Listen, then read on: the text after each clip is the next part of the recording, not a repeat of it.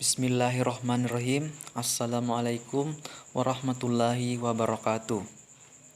Perkenalkan, nama saya Laude Abdul Hafik, NIM 200222086. Baiklah, saya akan mengemukakan tentang apa itu sejarah sistem ekonomi Indonesia.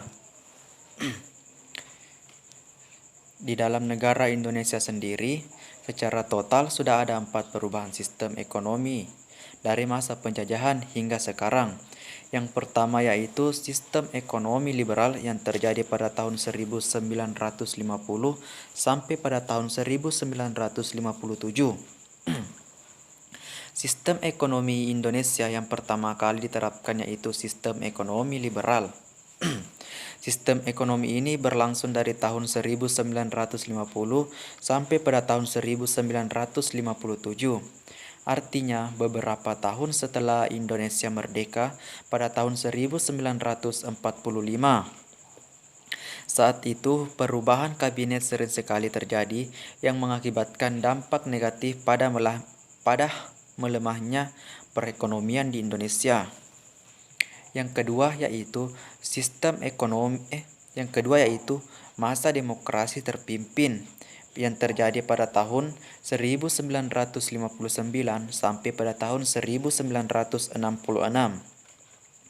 Pada masa demokrasi terpimpin, sistem ekonomi Indonesia ini sendiri mengalami perubahan dari yang awalnya sistem ekonomi liberal berubah menjadi sistem ekonomi etatisme, di mana di dalam seluruh sistem ekonomi ini diatur dan dikuasai oleh pihak negara, baik dalam aspek politik, ekonomi, maupun sosial.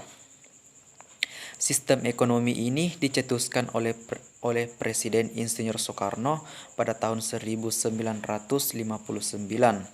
Sistem ekonomi ini dilakukan karena sistem ekonomi liberal membuat para pengusaha dalam negeri tidak mampu bersaing dengan pengusaha asing, sehingga dibentuklah Dewan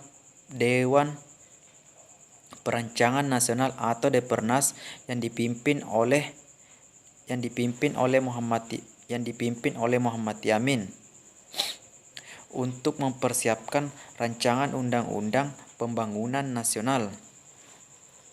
Yang ketiga yaitu masa demokrasi ekonomi yang terjadi pada tahun 1967 sampai pada tahun 1998.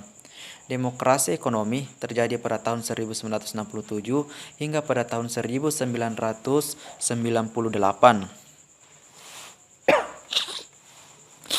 Atau pada masa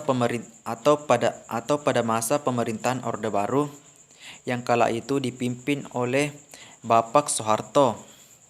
Pada masa ini sistem ekonomi Indonesia menganut sistem ekonomi campuran, di mana di dalamnya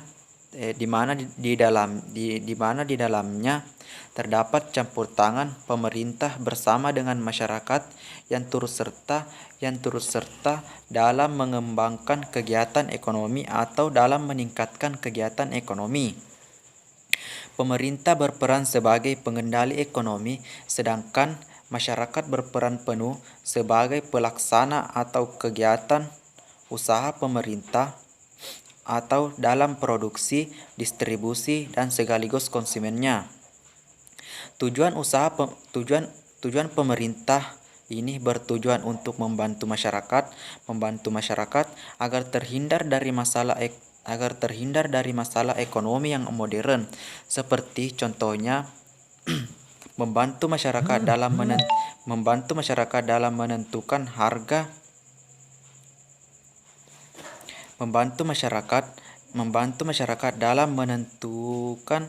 harga barang dan jasa yang akan diproduksi. Yang keempat yaitu masa demokrasi Pancasila yang terjadi pada tahun 1998 sampai sekarang.